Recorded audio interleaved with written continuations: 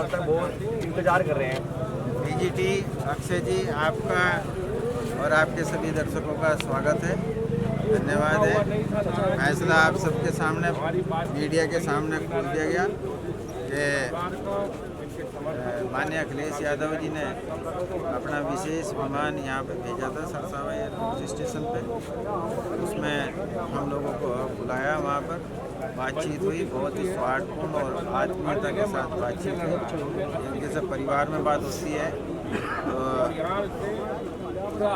उन्होंने सारी बातों को विस्तार पूर्वक सुना, अच्छी तरीके से सुना, भावपूर्ण और भावुकता के साथ उन्होंने जो है हमारे जितने साथी समर्थक हैं उनको ये संदेश दिया कि आपके मान सम्मान में भविष्य में किसी प्रकार की भी कोई भी ठेस नहीं आने दी जाएगी। आपका मान सम्मान परम पूज्य चौधरी साहब का मान सम्मान है। तो क्या लग रहा था कि जिले भर में पता चल चुका था कि चौधरी साहब नाराज हैं, तो मनाने के लिए कुछ नेता आए होंगे आपके पास? देखो, सभी पार्टियों के नेता, सभी पार्टियां संपर्क साधती हैं।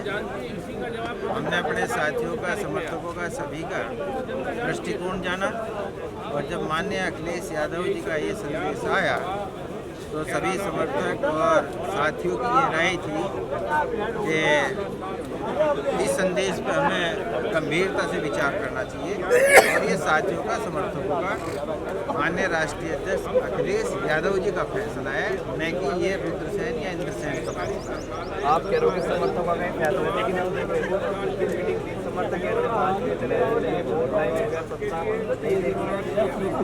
उनके अंदर गुस्सा और आक्रोश था।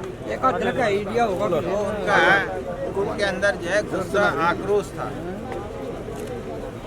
गुस्सा आक्रोश स्वाभाविक है और झेलना पड़ा।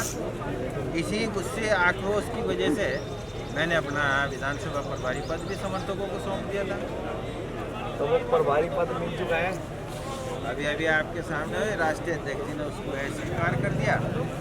ये समर्थकों का जो फैसला था उनके सामने रख दिया गया था। उन्होंने ससम्मान वो इस्तीफा जो है ये कहा कि ये चौधरी साहब के जो समर्थक हैं, ये इनको मैं किसी कीमत पे भी छोड़ नहीं सकता। सवाल आपने मीटिंग में मसूद परिवार, हसन परिवार को तमाम तरीके के आरोप उन पर लगाए, तो अब क्या लग रहा है कि एक मंच पर आएंगे और वोट की अपील करेंगे जनता से उन दोनों के लिए? तो हसन परिवार पर मैंने आरोप नहीं लगाए, मैंने वहाँ पर एक शब्द इस्तेमाल किया था कि स्पष्टीकरण।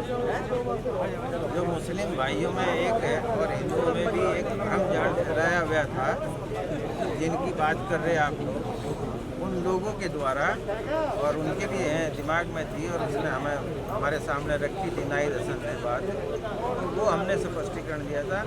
आरोप नहीं लगाते हम, जब बोलते हैं तो सच बोलते हैं, वो आरोप नहीं होता। आरोप तो कोई भी लगा दे, लेकिन जब बोलते हैं तो सच बोलते हैं, और उनके लिए भी हम सच बोलते हैं।